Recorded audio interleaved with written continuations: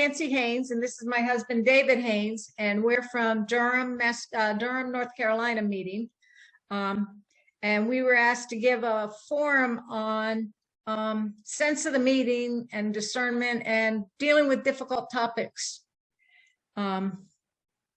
So we've been leading a lot of workshops on this topic. David and I have, over the past 7 years, led the workshop for FGC's young adult and young friends high school group clerking workshops. And we both feel strongly that the best discernment is when everybody is trying to determine the sense of the meeting along with the clerks. It's not the responsibility of clerks, it's the responsibility of the whole body. So we're going to focus mostly today on discernment, individual discernment and communal discernment. And I'd like to start with a book I wrote. I think that's how Joan got me involved in this. David and I were advisors to the elementary school meeting for business at Wellesley Meeting in Massachusetts. And New England Yearly Meeting has a long history of starting meeting for business young.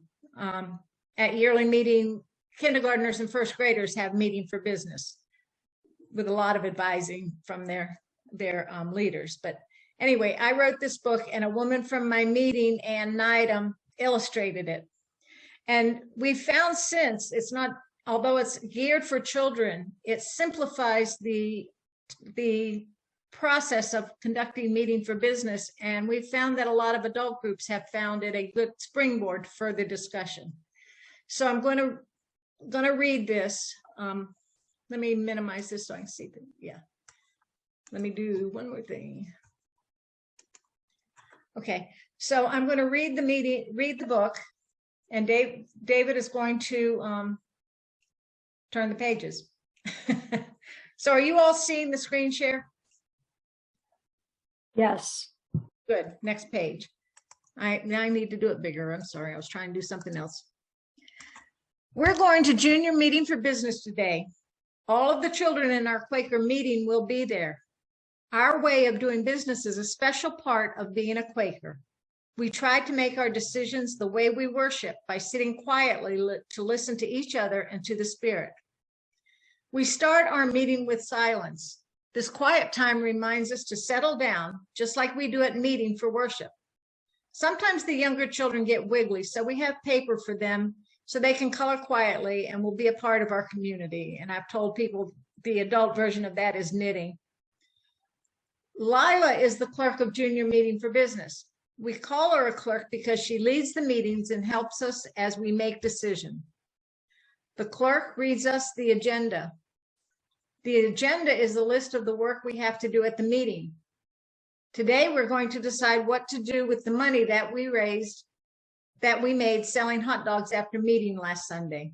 We had a lot of fun, and everyone in the meeting said they liked our hot dogs. Liam is our treasurer. He keeps track of how much money we have. He stands and says that we have $97.60. We want to use the money to help others. Lila asks where we should give the money. Sarah raises her hand. When Lila calls on her, she stands and says that the money should go to take care of animals. We sit in silence to think about what she said.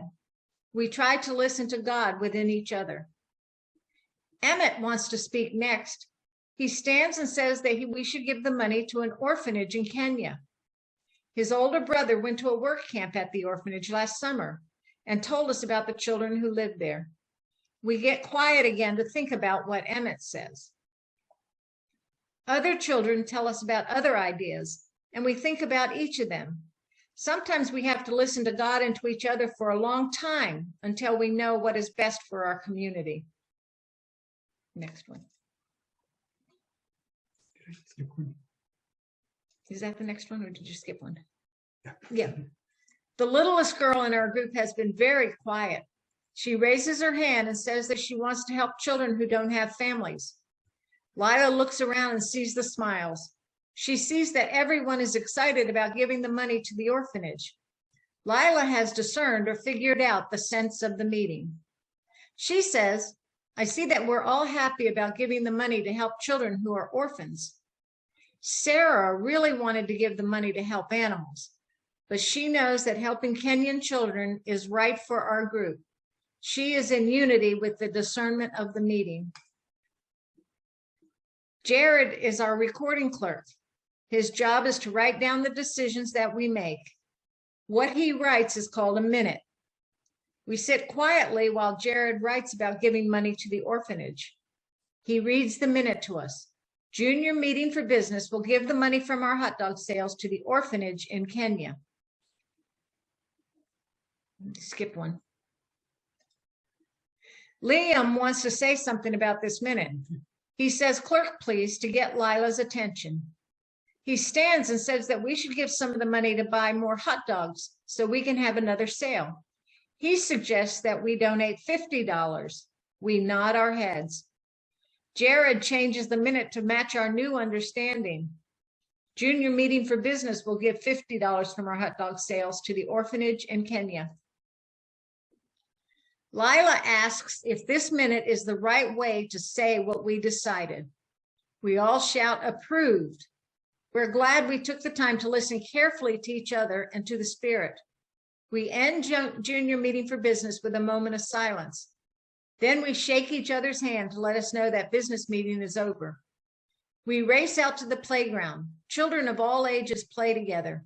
We know each other better because we have learned to work together in meeting for business. We are a community. So that is the whole arc of a meeting for business. Any comments, questions? Stop share. I'm sorry, Susanna here. I was, I'm trying to organize the book collection at Artistry Meeting House. And I came across Barry Morley's Pendle Hill pamphlets. And he sounded pretty angry, saying, when did consensus become important? It's not consensus. That's like being a Quaker, being a donut hole Quaker. That's the phrase he used. He said that the sense of meaning is not consensus. With consensus, it's secular, and everyone's sort of making a decision. But the sense of meaning is when the Holy Spirit, the light, whatever you want to call it, is in the middle. And I think that's what I got out of what you just wrote. And that, by the way, that's beautiful. I love it. Thank you. Thank you. I want to buy a whole lot of copies and give it to everyone. Please do. It's so clear. Yes. If you can get them at FGC Books or Amazon or me. Well, I'm going to Pendle Hill on Thursday. Maybe I can pick up some copies there. Yeah. I don't know if they have been do they have it at Pendle Hill? They must have. If they don't, I'll yell at them. Do they still have a bookstore at Pendle Hill? Yes. Yes. Oh, good. Yeah, they're good. They're good people. Very good people. Yes, David has really worked hard to keep that bookstore open. Yep. Oh, good. I like that bookstore. So that's got all the elements of discernment, listening to each other, taking the time to listen to the Spirit as it moves in the body, trying out a minute, modifying the minute to reflect new understanding. And then in Sarah's case, Sarah thought about what she really wanted and agreed to unite. She could, it's too complicated for elementary kids, but she could have chosen to stand aside by saying, in effect, I agree this is the right thing for the meeting. I'm not comfortable with it, but I'll let it go ahead. So I didn't put that in here, but Sarah does have to think about it carefully and decides that she can unite with the decision because it's the right decision for the group. Okay, our next, one of the next things we want to do is, Lois. I just wanted to add that at our meeting, our recording clerk would have insisted on writing the exact total that was saved to buy more hot dogs into the minute. Oh, he would have put, that leaves us $47 To buy more hot dogs, yes. that would work too. Yep. When we teach classes in clerking to high school students, we have everybody write a minute so that everybody can see how what could be included in the minute, how it could be written the same or differently, and that's always a fun exercise to see what someone else would have included. I'm going to turn it over to David, and he'll turn on his. I was going to speak on that one. He's going to speak on mine. Since we're using two computers but only one microphone, we're sharing the microphone. That's why my camera is off. We may need to change because we've got a glare on this, but okay. Daniel, I've got some of the glare off. That's not good. In doing Quaker Business Meeting, the goal of the meeting is often explained in terms of finding the sense of the meeting or discovering the sense of the meeting. The discovery of the sense of the meeting is both a community and an individual responsibility. But really, we need to step back from that. The real question we are asking in any Quaker business meeting is not, what is our decision in this case? The real questions are, who are we as a community? How does our work on this issue reflect this understanding of the community? And who are we as individuals participating in this community? I'm going to read something that I wrote for a workshop we did 5 years ago or so. And then we have some queries that we'll answer as a whole group. Discernment is active, not passive. Listening is active. Reflection is active. Discernment is not sitting passively, letting truth wash over us. In community discernment, sometimes someone has to not get their initial desire. Many times, the initial desires are left behind based on a deeper corporate understanding of the issue. When we find ourselves in a place of trust, we can disagree. We can be vulnerable. We can listen to ourselves as we speak and process for ourselves what we have said. While we know that we are being held accountable to speak our truth, we also understand that we are releasing ownership of this truth to the community so that many truths can become one truth. We must know that we are being held in love as we work to shine the light within our community onto our own hearts. Through this work, we gain not only a better understanding of ourselves, but of the community. Speaking honestly from the heart makes one vulnerable to being misunderstood, misinterpreted, or disagreed with.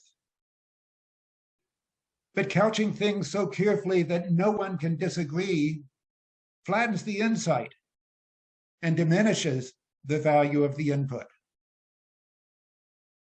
In a community that is working together, we will all make mistakes. We will all speak with an as yet incomplete understanding. We may step on someone else's idea of what is essential. But if we cannot do this, we cannot know where we overlap, where we converge, where the community's core identity can be found.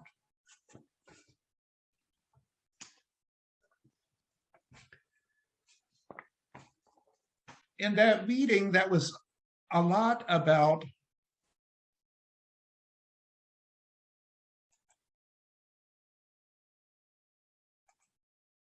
how we think about the work that we are doing.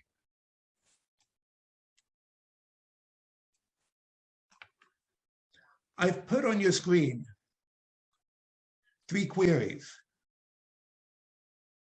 that I would like us to answer out of a worship sharing time. These are questions about really, who are you? What is your role as you're in discernment? So let's go into worship and speak to these queries out of that worship from your own understanding. Let me read the queries. When I speak in meeting, how do I want to be heard? When someone is listening to me, what am I asking of them? When someone is responding to what I have said, what am I asking of them and myself?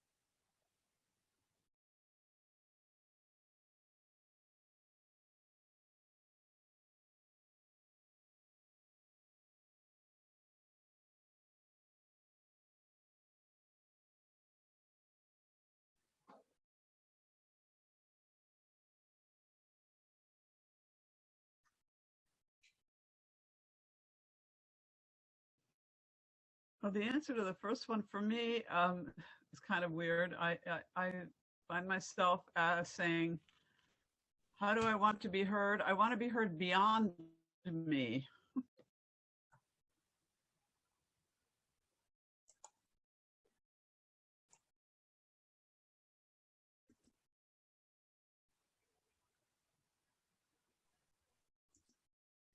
Joan, I'd like to kind of second that. I would like to be heard on a moral plane where what I'm saying can be seen in an overall sense of justice.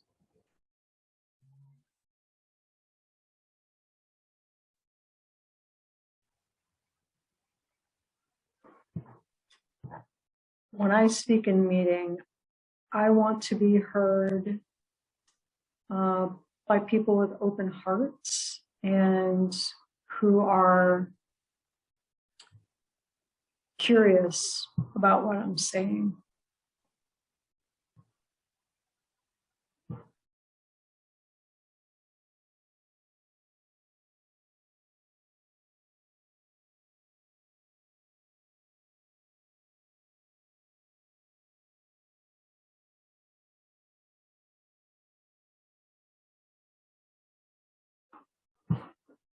I guess that addresses number 2 as well.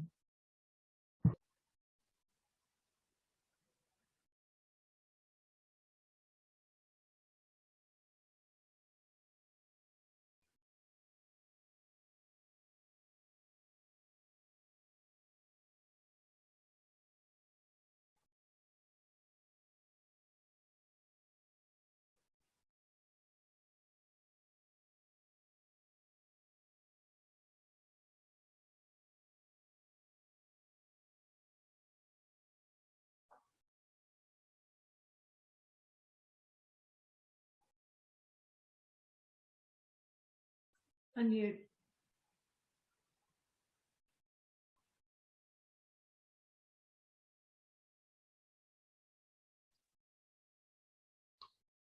When I speak in meeting, oops,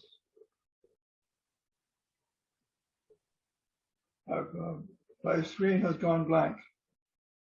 We hear you and we see you. Okay. When I speak in meeting, I hope the listener is listening to what may be from God, what I have to say.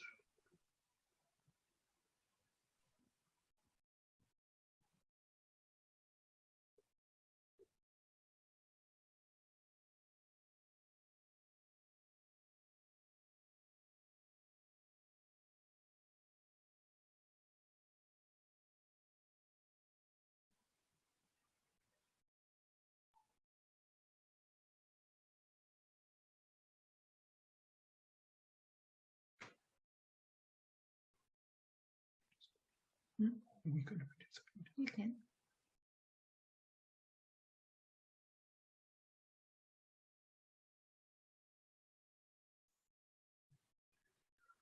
When I speak in meeting, I want to be trusted to be speaking the best I can about something that I may not completely understand yet. I want to be given space to grow.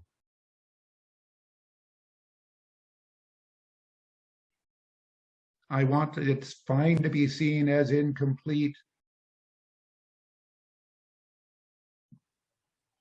but my incompleteness, I hope, is a part of the meeting.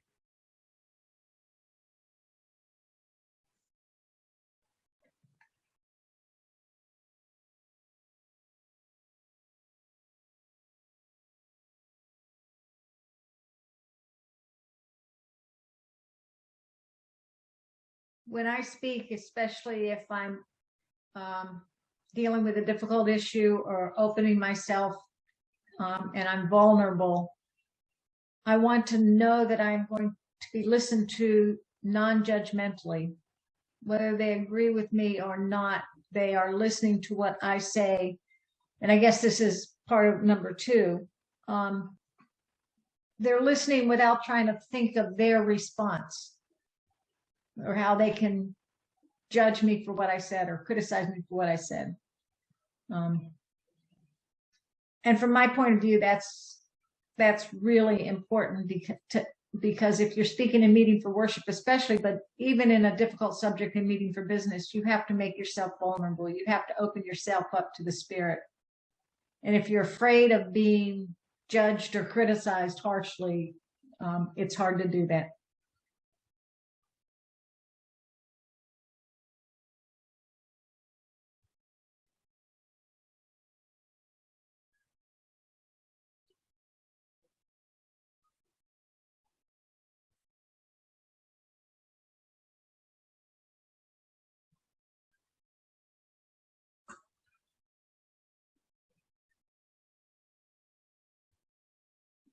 Suzanne, are you speaking? You're muted. I'm remembering when my daughter was 6 and she's now 27, she got up and she gave a message in meeting. And there was no problem. And I've always found the same thing myself, is that whenever I've spoken in meeting, everyone's been very respectful. That's really what it is. I don't want to speak and find that people are looking at me like I'm a complete moron. Because obviously sometimes you say things that aren't that sharp. But I've never seen that. I've never seen anyone reacting negatively. Yeah.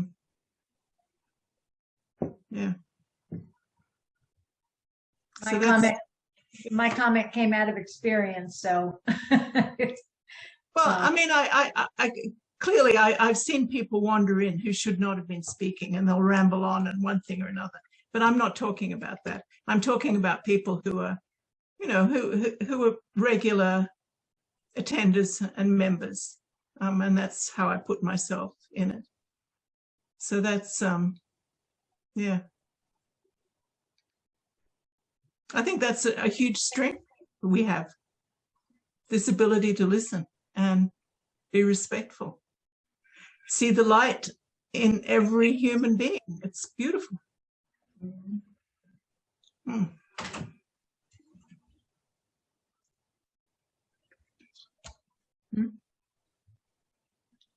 Yeah, I think when I was given a message about beyond myself, that I was sort of thinking of the response too, of it's sort of reflecting a little bit on the, you know, maybe it's something that God is putting there, but I think it's also what David was saying about being trusting that I'm trying hard and that I am still part of the community. And Yeah. I've not always seen that at yearly meeting, so I'm really appreciating that. It's interesting that I'm seeing it more on Zoom at Pendle Hill Worship than I've seen it at my yearly meeting. And it's made me think that there is something about the distance in Zoom that might be helpful, and that's a total contradiction to what community is about, isn't it?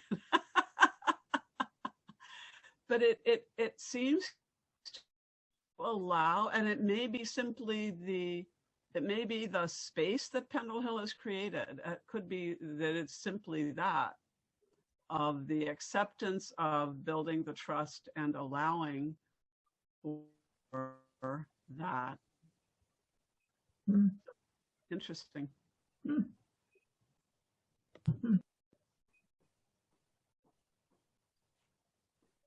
Helen, did you want to say something? I did. In responding to when someone is responding to what I had said, what am I asking of them and myself?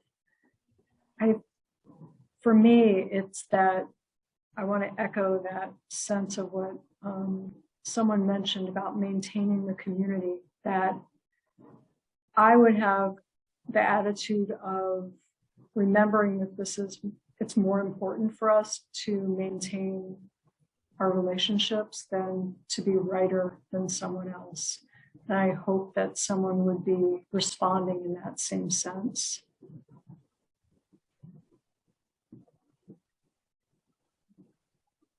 Lois? I'd like to add, I think it's much easier in meeting for worship to maintain the sense of community than it is in meeting for business where we're spending money. Right. True. Yep. Yes.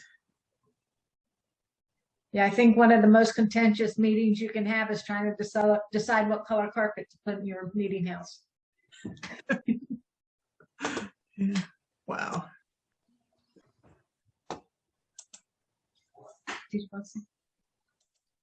I promised you some queries in the handouts that we're going to send you, but I'd like to read one set of those queries. When I speak, am I conscious that my understanding is incomplete? Am I open to my understanding being changed? Am I speaking with concern for the community? If I am asking difficult questions, am I doing so with gentleness and respect, and with a faith that together we can find a way forward? Am I letting go of the need to get my way? Am I seeking to avoid provocation, but instead inviting my peers into a consideration of the concerns?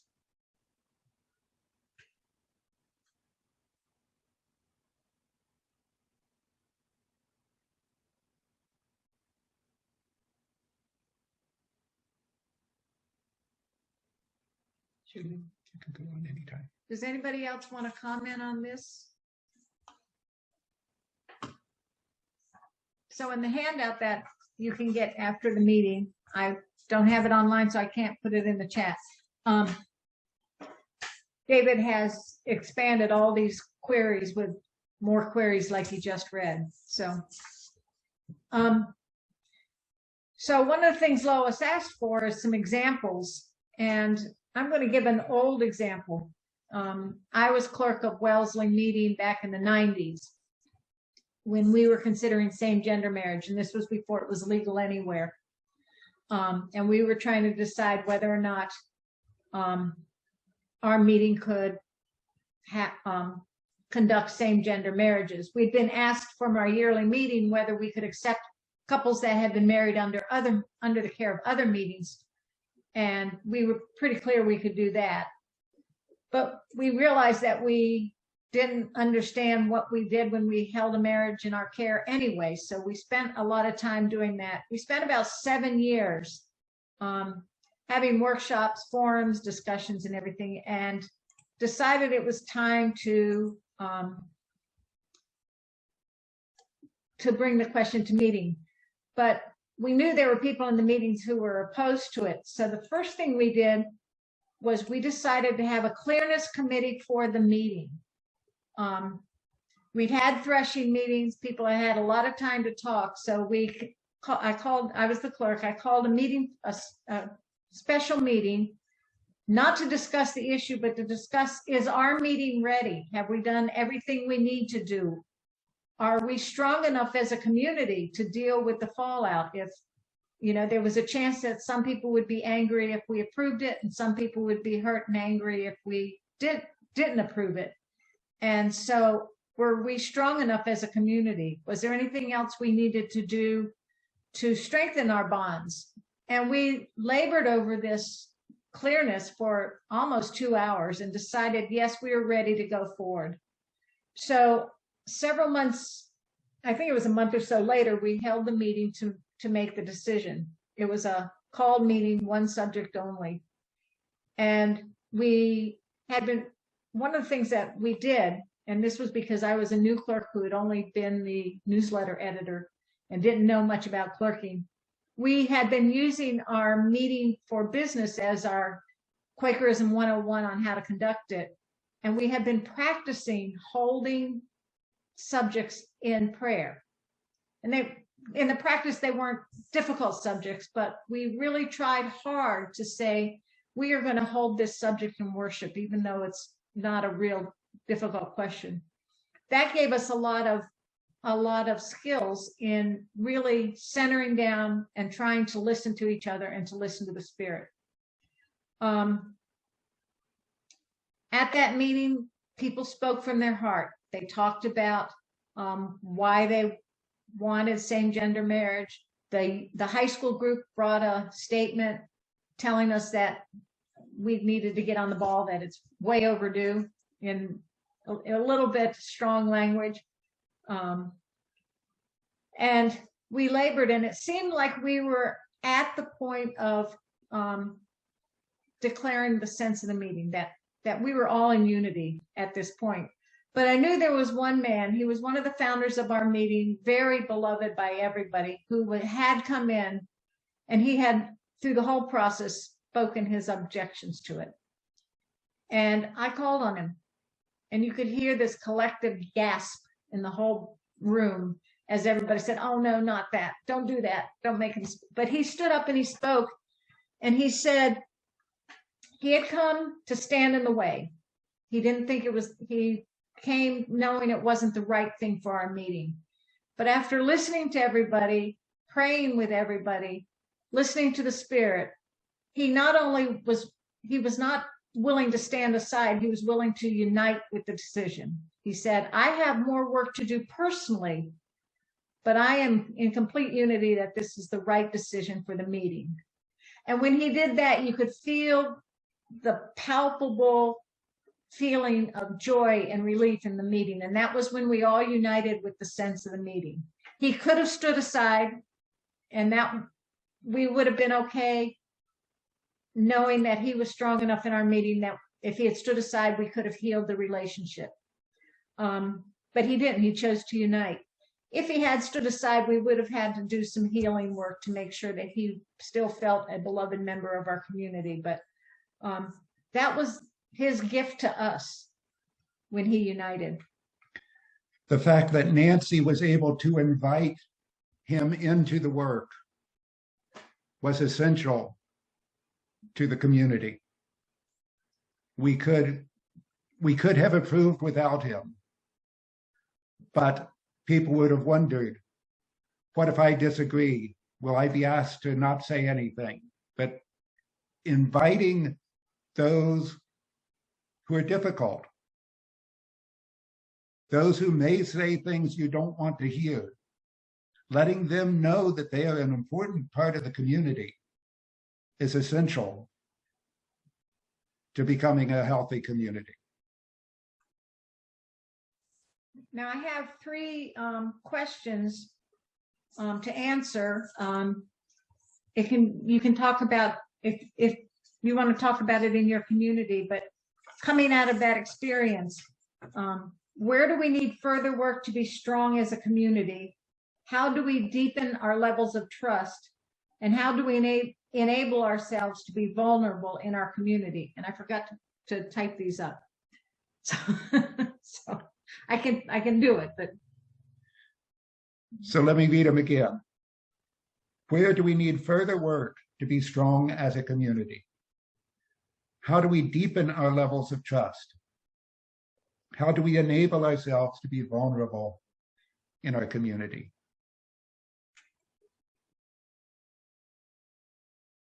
Ready to go on? Well, let's see if anybody has any comments on that. Do you have any comments on any of this? I love those queries, all of them. I think if you haven't gotten a paper, David, with your stuff and those queries, please do it. I want to put it in our library for people to, in fact, if you had it on the web, we would put it a link to a copy of it in the library, and then the world would have it. Well, they're in the handout that we're sending you, so.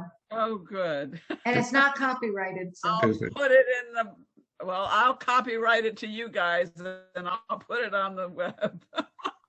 I mean, I'll put it in the catalog. They're in the handout. Absolutely. Forgot to make a PowerPoint of it. I did my reading and the queries as a workshop for a board of trustees that I'm on. And it turned into worship. Mm-hmm. It does not surprise me. Which was totally appropriate, but totally unexpected. But spend time with them. And even the queries that are for individuals, considering those in the presence of your community, whether you speak to them or not, but considering them in the presence of your community is important and very useful.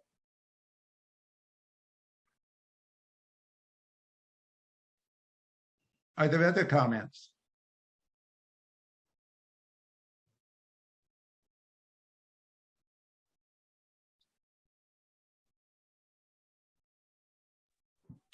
I'm considering how I can apply these in my work as well. I work in a Christian organization, and these are very, very useful. Well, we have another example and one more set of queries that I think are a little more open for this group to talk about. So David will give this example. So I'm going to abbreviate and not give a deep context for what this decision was. But our yearly meeting was a member of an organization. Yearly meetings contributed to the yearly meeting, and the yearly meeting transferred some of those funds to this organization. This organization had as an employment policy that volunteers and employees must be either celibate or married, and marriage was defined as one man, between one man and one woman. Our meeting reached a point where, for good reason, they were troubled by this. And there were there were many ways of looking at this, but there were two extremes. One group felt like they wanted no association with any organization that was associated with any such employment policy. So they wanted to withdraw funding. They even wanted to not contribute to the yearly meeting. The other organization, or the other end of the spectrum, was that we were founding members of this organization with that employment policy. It is our job to work to change this employment policy. We can only change this employment policy by being present. You can see that this was an intractable problem. We cannot both withdraw our funding and contribute funding. And it was difficult. Our yearly meeting was sending, at one point, all of the representatives to this organization were LGBTQ. There was one meeting of this organization where 3 of the people writing the reports were New England yearly meeting LGBTQ friends. They were asked by the organization to do this. In fact, one of these friends was asked to clerk this organization. And she said, I can't legitimately do that because I'm not married and I'm not celibate. Our presence was helping the organization to see that there was a problem. But within our monthly meeting, we had this intractable problem. We spent many hours. We were starting business meeting at 7:30 at night and ending at 11:30 at night. I was the clerk. I was lecturing at 8:30 the next morning. We started out not trusting each other. All we saw was the difference. We started out speaking past each other. We got to the point where, well, there was one meeting where a woman came in with a prepared speech. And when we got to the issue, she stood up and read her prepared speech. That should have been by Quaker principles, that should have been the end of her contribution. But I stood at the clerking desk and watched her revise her speech. Half an hour later, she asked to speak again. She stood up and read her revised speech. She then sat down. Half an hour later, she asked to speak again. This time we heard her heart, and that's what we needed to hear. We had to find a way to get beyond the intellectual. We had to find a way, one, to make sure that she knew that she was welcome to speak. Over several months, we got to the point that we were explicitly each other. People would start what they were saying by referring to what the previous person had said and saying what they had learned from it. We gradually got to the point that we began to trust.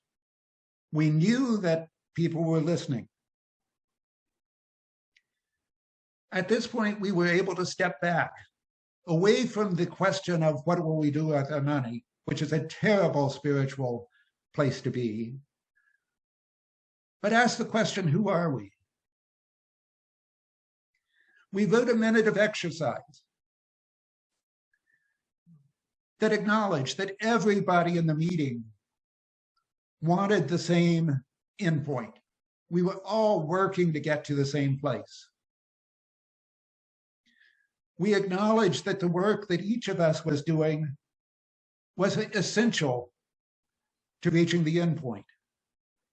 Even though some of the work was work that I would never do, my work was incomplete without the other.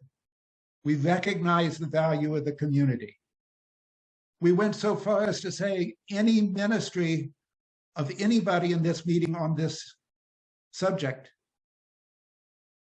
is a ministry of the meeting, and it is our job as a meeting to support these ministries. We came to a place of unity. Once we stated this unity, we then had a base on which we could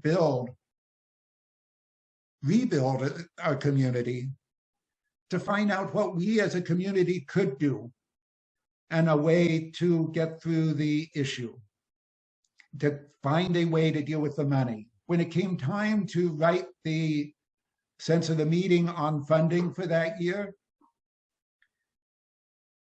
it was 11 o'clock at night and a friend stood up and said, I think it's time for the clerk to give us a sense of the meeting. And being an academic, I did an intellectual exercise and came up with something. But it was wrong. But it was okay that it was wrong, because it gave people a chance to say, this is what that does not do. Half an hour later, this same friend stood up and said, I think it's time for the clerk to try again. And I had nothing, absolutely nothing left in terms of intellectual. I have never felt so filled with the Spirit. The sense of the meeting that was written had many things that had never been in any place in our discussion. I stood up, I read it, and the meeting said, yeah, maybe, read it again. My recording clerk hadn't taken down what I said, so I was a bit stuck, but I said it again as well as I could. And then the friend whom I had grimaced every time he spoke during this issue, because he asked tough questions, he asked aggressive questions. But the friend who had led me to grimace previously was the friend who carried me through as we finalized this minute. It wasn't ultimate, it wasn't the final solution, but it's a way that we could live together as a community. It included a commitment to continue to support each other in the work. So lots of times, if you are stuck, step back and say, where do we have unity? What is it that we can say? And where does this lead us? Is that enough? Mm-hmm. Any comments or questions or reflections or?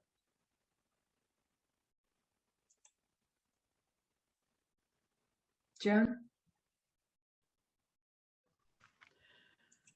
I have a feeling you have a clear sense of what a minute of exercise is. And I will tell you right now, our yearly meeting has no idea what a minute of exercise is. I would like you to define a minute of exercise, because I think I'm getting it, what a minute of exercise is. And I want to write it down so that I can be clear on it. I can send you there are several different good definitions, but one thing, a minute of exercise summarizes briefly where the meeting is in unity and often defines what more needs to be done, where we're headed, or some guidance. It's basically an interim meeting when you don't have complete unity, an interim minute when you don't have complete unity. So this minute said, we don't have unity on the right way to go, but we have found this way to live together. Well, it in sounds our- like, from what David was saying, it sort of sounds like here's where the community is. That's it. That's really where a minute of exercise is. And you don't need to put all the arguments in it, but it always helps if you say, Right. these are the next steps we've committed to. Or This here's is, where we're going. this is where we're going. There's more work to do, but this is our resting place. And in that question that David clerked, that issue is still going on. The resting place lasted for about 5 years before they took it up again. But we could take it up even after 5 years. We were in a better, more trusting place. Right. We had a good foundation of the work we'd done, and we left our community whole to continue the work. That's important. That's really great. And so the minute of exercise, I resting places is as good a term as any, but it really is where we are, where we have our unity, and what more we've committed to. And for me, the important piece is this is our unity. If you're in trouble, if you're having difficulties, if you can make a statement of this is where we agree, this is where our values are. This is the unity of our values. You're in a good place. Once you state it, if you don't state it, it's not going to be trusted. But if you state, this is who we are, you can move forward. I think I would stay away from the word unity for a number of different reasons, but I really like what I was hearing you say. I really like the way that sounded, and it was clear to me it was about the community and being together in a place and knowing there was work ahead to do. And I feel that's really important. And one thing about the example that he just used is that we did find a sense of unity in one small part when we realized that we all have the same end goal. And that being able to state that we all have the same, we wanted to get rid of that egregious employment policy. Right. Once we agreed that that was our end goal, that was a unity for us to build on. Yes. And we were no longer adversaries on that. Yeah. We still didn't agree. We didn't Right. agree on how to do it. Right. Right. Susanna? Yeah. Did you eventually? Well, we found a way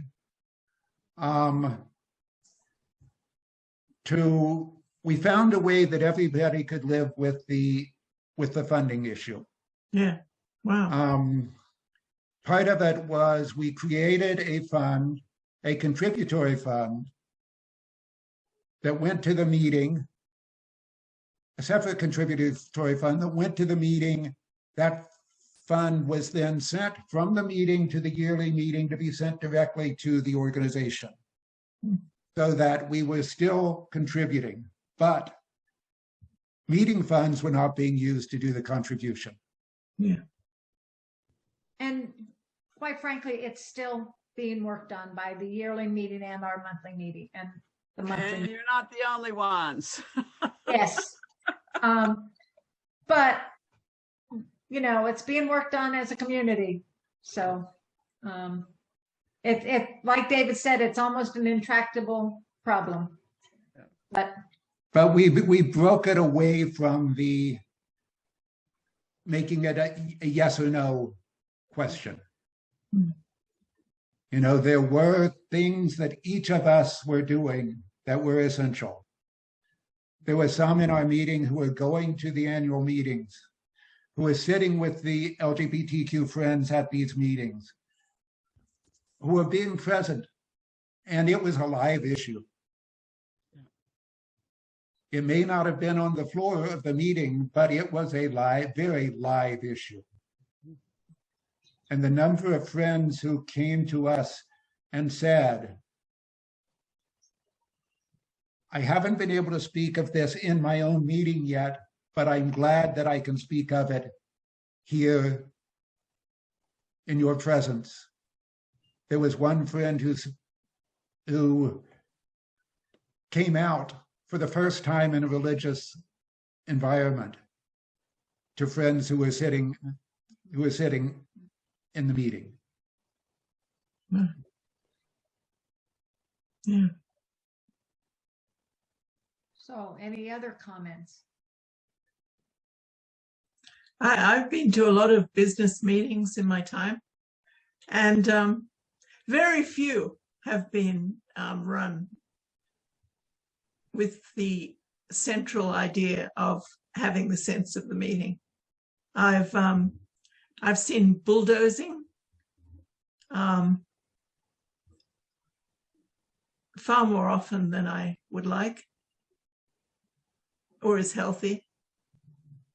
Well, what I've seen is people, clerks of committees, come with their reports, and they just, this is the report, this is that, and we need this amount of money, okay? And then suddenly everything's agreed, and everyone in the meeting is sitting around saying, what happened? You know, what just happened? Yeah. One thing you can do, if you know something difficult is coming up, and I discovered this because it was forced on me. Non-meeting friends can show up at the meeting for business and be there as spiritual support, not speak, but come and sit. The clerk can ask for friends to hold him or her in the light. I always had friends who showed up early to sit with me in worship, so that when the meeting began, we were already in worship. I had a support, the quarterly meeting called me and said, we are meeting at your meeting house at such and such a time on such and such a night, and you are going to be there because it is our understanding that you need support, that me as the clerk needed support. And I would never have named it, but they were right. So ask for support. But the other thing is, when I was clerk, we practiced.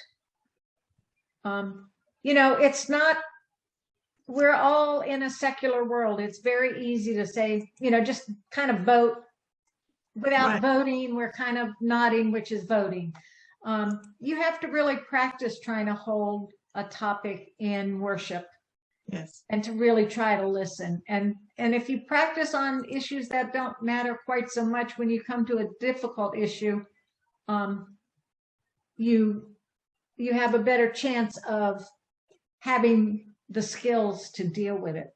Yeah. You know, and especially when it comes to money, you know, if they replace the pump on the water system, you got to pay it. It's got to be approved. You know, there are those kind of decisions that just need to be made, but things that have to do with the sense of who you are as a community, who you stand for, what you want to say to the world, you really need to make the effort. You need to be intentional about it. Otherwise, it will become perfunctory. And it does happen. Our current meeting approved a public statement that it got rammed through, and we found there was an awful lot of grumbling about it afterwards. And there's a term that someone told me, there's two different kinds of sense. There's sense of the meeting and sense of the parking lot. And if you don't have the sense of the meeting called right, the sense of the parking lot is where everybody goes and grumbles about it. So, but you have to be intentional about the whole thing. And that takes practice, and that takes focus, and that takes preparation. And that's one of the advantages of queries. It allows us, you know, the yearly meeting gives us queries too that allow us to really focus on what we need. Ellen? Yeah, would you say that the environment where you were able to practice and able to build those muscles, was that already an environment of trust, or did you need to build that first? I think when I became clerk, it was a little less when David became clerk. When I became clerk, it was an environment of trust. So I felt like we were building on those muscles. I think we had started losing it over this issue before we started dealing with losing it over the issue as David was talking about before it came to a full meeting discussion. And so, excuse me, so we were entering into it already not trusting each other very well. So that's why it took so much longer to resolve it. But even in the issue where I felt we had a lot of trust, we still did a lot of work outside. We had threshing meetings, we had workshops, we had discussions.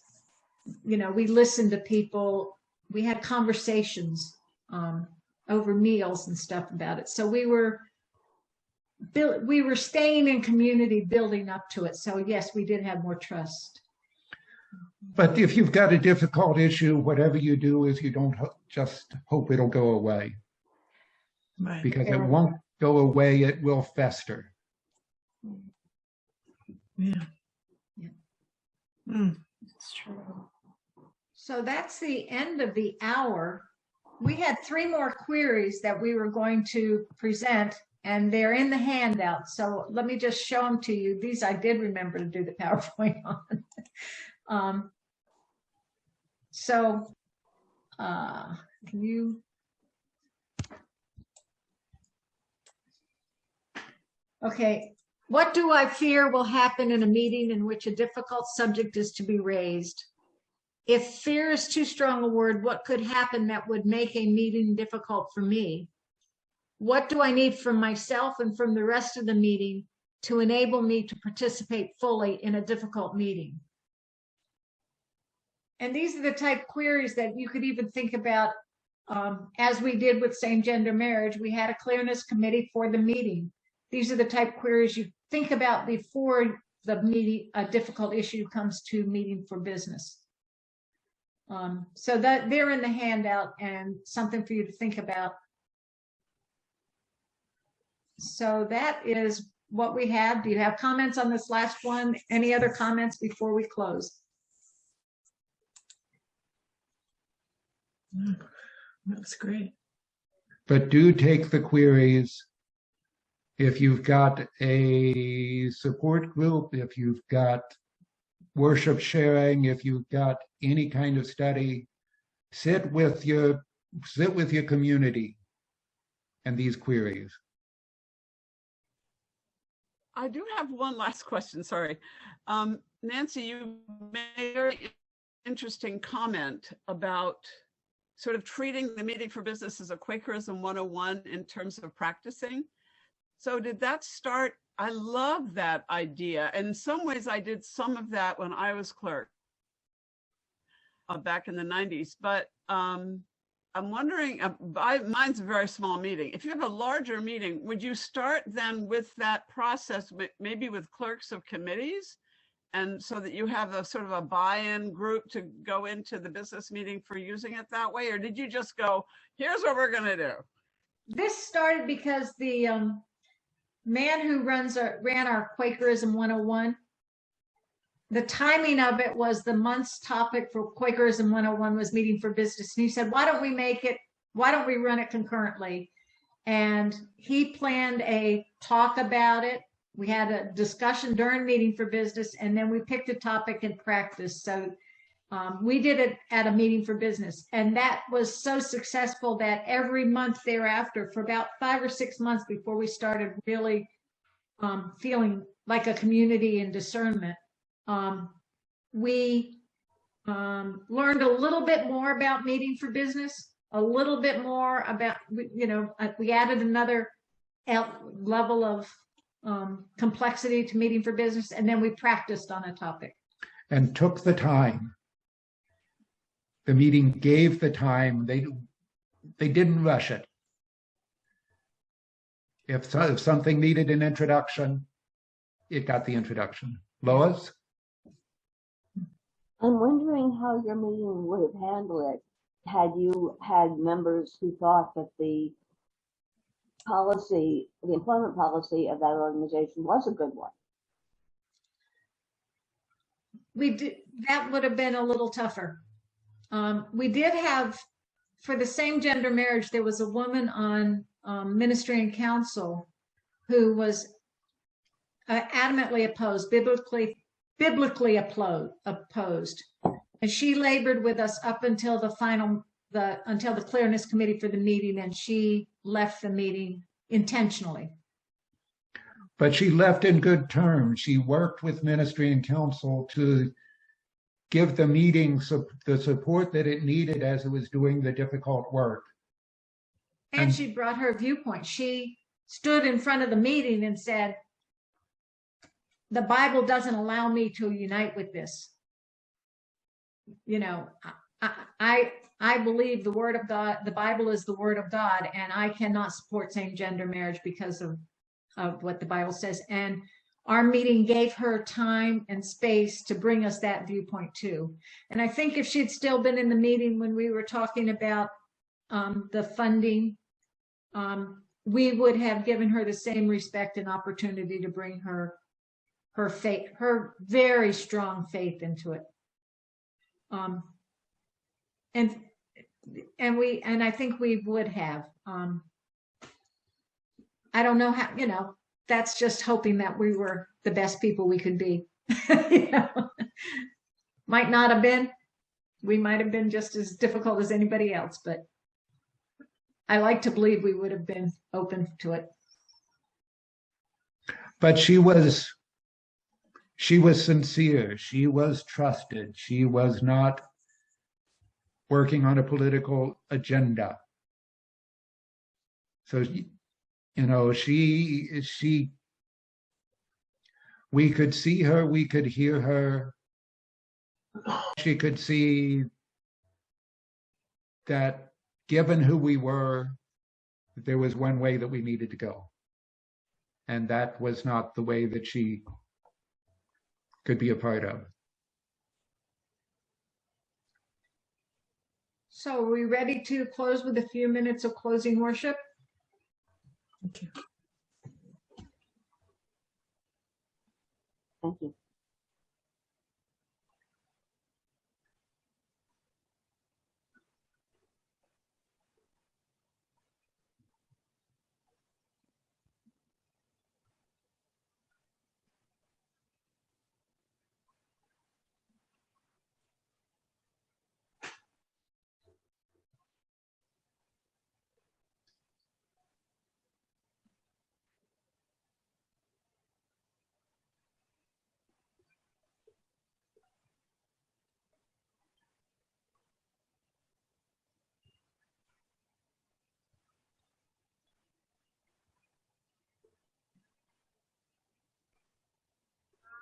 Well, thank you for inviting us. It's been fun talking to all of you.